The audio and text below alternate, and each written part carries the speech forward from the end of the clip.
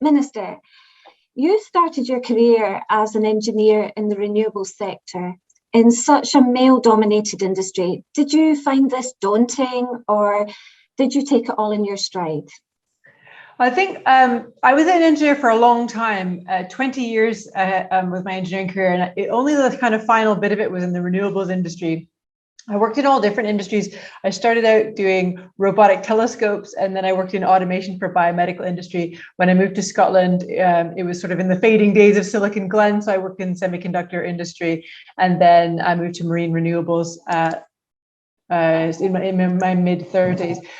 Unfortunately, in all of those industries, except very, very briefly in renewables, I was the only woman where I was working, so I was always on my own. Because of the pathway to get into engineering, at least it was when I was young, I hope it's different now, was via things like mathematics and physics, which were girls were underrepresented in those subjects anyway. So I had the experience of being either the only girl in class or one of only a handful. And then when I went into engineering, there were 100 mechanical engineering students in my year, and there were only 5 women.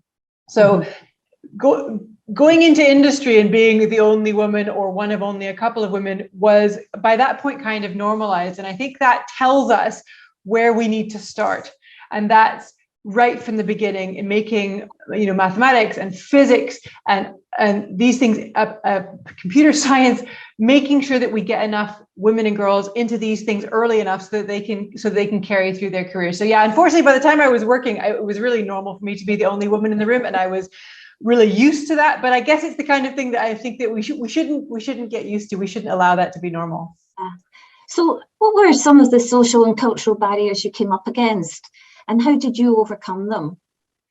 Well, I was very lucky. I mean, I don't think that I personally overcame any barriers. I'm a very privileged person. I come from a middle-class background. I had a sharp-elbowed mother, as they say, and my mother knew from a young age that that I was suited to engineering, that I enjoyed that kind of thing, and so she always made sure that I took the right classes. And when I was a very small child, made sure she spoke about all careers as being open to women, that there weren't girls' careers and boys' careers, there weren't that kind of thing. And then I was lucky enough to get to have some opportunities as a teenager in terms of, there was a wonderful program at my local university where I grew up, which was like a sort of summer camp for university. So you could go as a kid, when an 11-year-old or a 12-year-old, and like do a pretend course, like in chemistry or physics or in engineering. And I was lucky enough that my mom signed me up for engineering. So it was very much part of the conversation from when I was very small, because I was the kind of kid who talked about wanting to be an astronaut.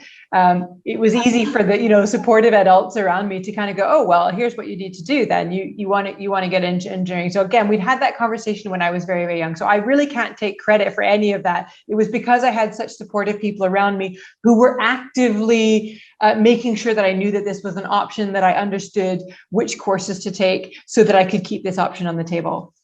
That's amazing. Good mother. You said it's more than 20 years after you entered the industry, and research and figures show us that 97-98% of construction craft workers are male. And I was wondering, why do you think so few women choose to join the Scottish construction industry? This is true of construction industries around the world. I think there's a whole series of factors at play. It's not one thing, which is why it's not going to be easy to crack. There's a sort of traditional element where women don't have mothers or aunts who are in construction, so it's very hard to kind of imagine what that even looks like.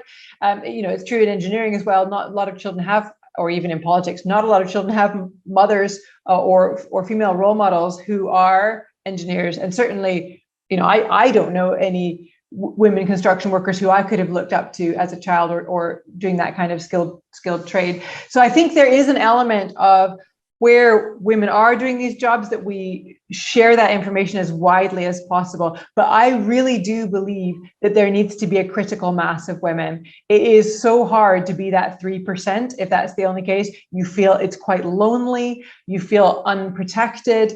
I'm sure the construction industry is much improved, but it does have a reputation for poor behavior, whistling at women walking past construction sites. It feels hostile to women. I understand why women wouldn't necessarily feel safe or welcome there. So I think there needs to be something proactive that we're doing. It's not good enough to just go, oh no, it's just the way it is. It isn't the way it is. We have to change that conversation from when girls are very small to talk about what careers are available to them, and then proactively say, this is a great career for you, and we will support you and protect you and make sure that you're safe in it until there is a critical mass of women. Because my experience is that until you have about 30% women in a space, it still feels a bit hostile, a bit unsafe. Once you have that critical mass, the whole dynamic changes and it becomes just normal that women are in the room. I mean, this is something where there is precedent. I was reading last year the sort of horrendous story of the first 5 women who studied medicine at the University of Edinburgh, and how the male students would line the halls and shout abuse at them and throw things at them because there were only 5 of them in this this whole thing full of men. And I know things are not like that now, but there's still that feeling that if you're one of only a few, that it's going to be tough for you. So we have to get past that barrier. And I think that does mean things like quotas, being proactive and going and finding those women. Yeah. And I agree with you. It is very lonely at times, even in the job that I do. But how do you think we compare with other countries? Do we fare well? You did mention you thought it was construction industry across, a number of countries in what you were saying. But do we compare well, or are we lagging behind? I mean, that is a really interesting question. I think construction is a challenge in all countries. I'm not aware of any country that's doing very well in that in terms of gender balance. What's interesting, though, in terms of engineering and computer science, other countries do much, much better. Yes. China and India have parity of women in these sorts of careers, things like computer science in particular. India does very well. I had a Turkish professor at university, and he said that in Turkey, engineering programs are half women. So this is not a gender thing; it's a culture thing, and other cultures are doing much better at that. And we have to have a long, hard look at ourselves. What barriers are we putting in place? What kind of conversations are we having with girls that make them feel that these are not good careers? Because it's such a shame. They are good careers. They pay well. They have lots of opportunity for advancement. They have lots of opportunity for collaboration. The thing I loved most about my engineering career was being part of a team of people where you're bouncing ideas off each other and you're problem solving. Oh, what if we try this? Oh, no, try that. Oh, I've got this great idea. Oh, yeah, let's try your idea. That might work. I loved all that kind of interaction, the idea that you're part of a team working to solve a problem, often a problem that no one's ever had before. And I think we don't talk enough about the creative elements in engineering. We talk a lot about the sort of mathematics, and we talk a lot about analysis. Yes, that is part of it, but the idea is that you are creating or solving problems that have never been solved before. And that creative, collaborative element is absolutely the best bit. And we need to talk about that more, because I think that makes it more inviting, more interesting to a wider variety of people. Well, you were talking about the collaboration and the team working in construction, but have you noticed any or experienced any benefits that women bring to the party when they're involved in that discussion and that decision making? Well, that's always a little bit awkward one for me to answer, because I was normally the only woman in the room, but we've certainly seen some disasters in engineering when women are not involved. Famously, when they first designed airbags, they were not designed for smaller stature people. And so people died, women died. There's, examples of equipment being designed where women can't reach the pedals because they're a little bit smaller, famously the Muppets, the animatronic Muppets can't be operated by female puppeteers because they're designed for people who are over 6 feet tall. So there's lots of examples where by not having women in the space, you are designing for a very narrow set of the population, which is either exclusionary or downright dangerous. It is much better to have those other voices in the room, even from a practical point of view. But I genuinely think it makes the office culture better as well. It's an experience that I've definitely had in my career, where we had an office that was 100% men, and we were going to have a young woman joining, a young woman engineer. And so we sat down and went, okay, guys, this culture has to change. We want this person to feel welcome. That means that we need to have a real think about what pictures we have up by our desks, by what kind of language you're using, by what kind of jokes we're telling, just to be aware that we want this person to feel welcome. And actually, I got messages back from the male engineers going, do you know what, this has made our office so much nicer. I feel so much more comfortable here now that we're thinking about how we interact. So I definitely think that being welcoming and inclusive improves our culture as well as our work. Yeah, and it's certainly be a much a more accepting environment for women to become involved in. I too have experience of that. My experience was you need steel toe cap boots. What size of foot are you? 4. Oh, we don't have them that size. Yeah. Yeah. And I went about in a size 6, and they were very dangerous because they just didn't fit me. Anyway, but that's a really good example. And I've worked on sites, and this is probably true in construction because this was during a build phase of a turbine where there wasn't a women's toilet on site. I had to walk across to the administration building, whereas the men had a toilet right next door. So I had to trek across the site the whole time. And that kind of thing is frustrating. So then you say, well, why do we only have 97%? Or why are 97% people men in this industry? Like, well, you didn't even make a space for women, let alone make us feel welcome when we got there. So I think there is some of that thinking through that. And it's awkward to be like, oh, we've got to make an exception for you. You're a woman. Oh, we need to figure out how to get you a toilet. Well, everybody needs a toilet. And I suspect, of course, it isn't just women. That would apply for disabled people or anybody who has some special needs. People are made to feel like they're the problem, like they're just being difficult just because of being who they are. And that we want that attitude to change so that, we can welcome people with all different backgrounds and skill sets into these careers. So the renewables industry is the industry of the future. And I was wondering what role you thought women should have in the emerging technologies that are being introduced to fight climate change, lead the charge towards a low carbon net zero society. And do you have any examples of that which would help inspire women to pursue a career in Scottish construction today? Women should be doing all the roles. I mean, let's not limit ourselves. I want to see women in leadership roles and decision-making roles, women in management roles, women in design roles, women in build roles, women in that practical hands-on problem solving, let's wire it up and see if we can get it working roles. We need women across the board because like with tackling the climate crisis, it isn't something we can just put in a box and it'll get fixed over there. Tackling the climate crisis is everywhere, all of us, all of the time, in every sector and in every aspect of our lives. And that's true for having women involved in every sector and every aspect, because we know that women come with a variety of talents and a variety of passions. And it may be that your passion is being able to wire stuff up and get it working. It may be that your passion is making beautiful welds. It may be that your passion is designing things using recycled materials. But what's great about being involved in the green industries of the future is you're not just earning a good living because these jobs pay well, it's a good living. You are also helping to tackle climate crisis and build the world that you want to see, being part of building a better world. And I think that is really inspirational.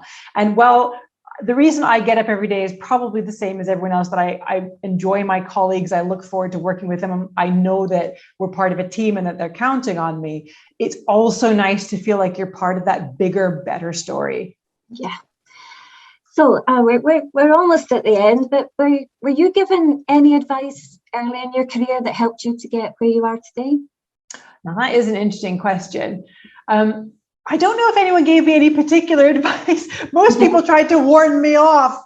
I'm a child of the 80s, and when I said I was going to go into engineering, my mother's friends all went, "Oh, you're going to get terribly sexually harassed. You're going to have a very bad time. It's going to be awful." And it was not like that. It was, even back then, it was not like that. My colleagues always respected me. They listened when I had to say. They respected my expertise. I very much, felt part of the team. So I had a very good experience, and I'm very lucky that was the case.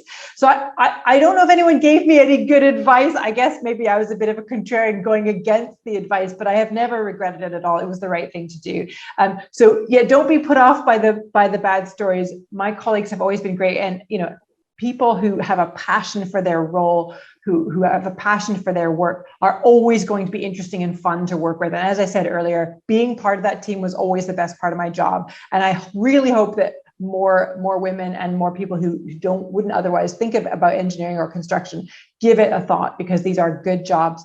They are building the world we want to see. You get to be part of a team where you collaborate and work together and problem solve. And your perspective, what you bring to it, is useful. It's not helpful. Well, even if we're doing something like, say we're designing a system for active travel and you have experience, maybe you've got a disability, maybe you've seen something in another country because maybe you grew up in another country. Do you know what? Where I come from, we do it like this and it works really well. All of those ideas are good. Or in my neighborhood, we had this problem. We never managed to solve it. What if we try this?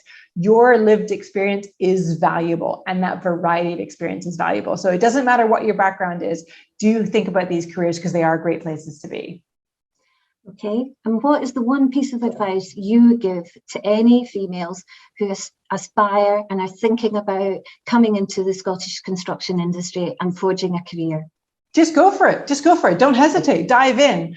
Take that big step, because we need you. The country needs you. Yeah. So that's us come to the end. Any final things you would wish to say? The last word to you.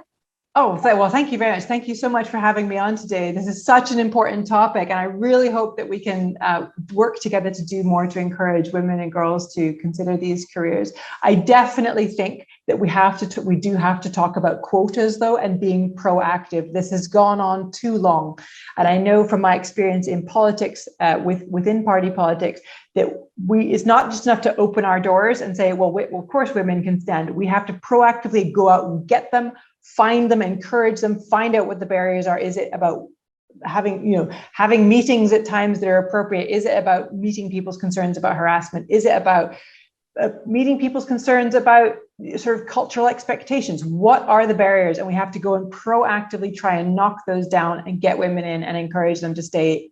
It's not enough to just go, oh, we don't, we've opened our doors and no women walked through. Like, walk out the door and go and find the women and find out why they're not coming through your door. Well, that's an excellent point, because, being a woman, and you probably feel the same way, you don't really want to be a quota. You don't want to be part of a quota, but I think I agree with you. It's the only way forward. We should be striving to meeting quotas and ensuring that women have a place. And I can take that away, as something we can actively work on to try and improve things for women. But thank you, Minister. That was great. So much of what you said resonates with me, and it's been an absolute pleasure talking to you this morning. It really has. Thank you so much for having me on. That's great. Thank you.